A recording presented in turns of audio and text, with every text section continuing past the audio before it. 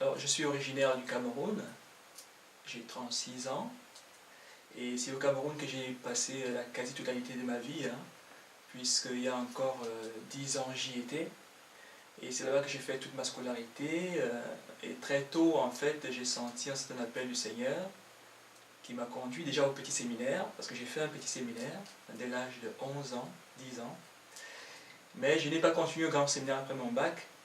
Je suis allé à l'université, où j'ai fait 2 années de sciences économiques. Et après ces 2 années de sciences économiques, parce que je ne me sentais pas très bien dans ce que je faisais, il y avait toujours dans mon cœur un désir d'autre chose. Je suis allé faire une expérience dans une communauté religieuse. J'étais parti pour 1 semaine et je suis resté là-bas pendant 11 ans. Alors les frères de Saint-Jean au diocèse d'Évry, où est la passerelle, c'est Jésus, la passerelle. Déjà, il m'a conduit jusqu'au frère de Saint-Jean, où j'ai fait toute ma formation. Formation philosophique comme je viens de noter ici, formation théologique aussi. Mais les frères de Saint-Jean, il y a une grande part un peu de la vie contemplative. Hein. Ils sont des religieux déjà, ils donnent une très grande place à la vie de prière, une vie commune très prononcée aussi. Mais j'avais dans mon cœur un désir de vivre une vie apostolique aussi beaucoup plus épanouie. Hein.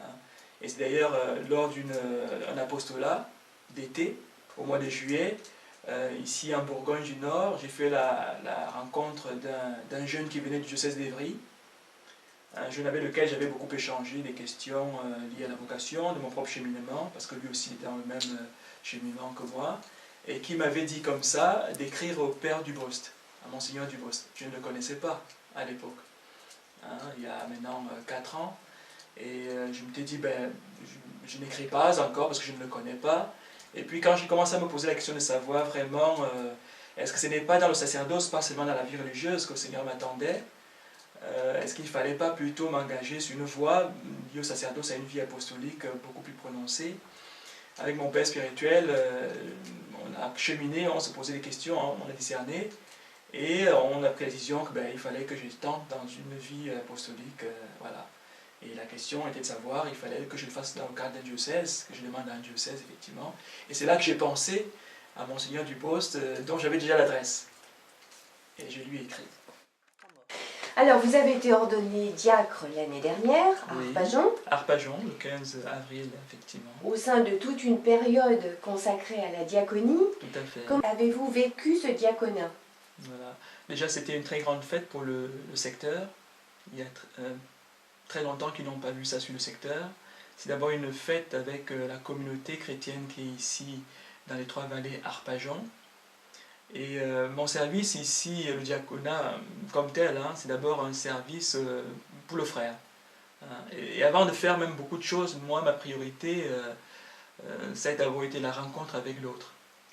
J'ai beaucoup travaillé ça depuis que je suis déjà dans le diocèse et encore plus avec le diaconat. Les gens sont tellement seuls et je pense que le plus grand service qu'on puisse apporter aux gens aujourd'hui, c'est une plus grande proximité. Hein. Déjà être là au milieu des gens avant de savoir ce qu'on va faire. Être là pour le Christ, être là présent au milieu d'eux, comme celui qui sert, comme celui qui tend la main, tout simplement. Le 23 juin prochain, je serai ordonné prêtre à la cathédrale d'Évry à 15 h. Ce serait pour moi une très grande joie de vivre ce moment avec vous tous qui êtes du diocèse, puisque c'est au service effectivement de mes frères qui sont dans le diocèse que je serai ordonné. Si vous ne pouvez pas vous joindre à moi, il y a toute la communauté qui sera là présente. Vous pourrez également vous unir à nous en priant pour nous, en priant pour moi tout simplement. Merci déjà de le faire dès à présent. Mon âme te bénit, oh.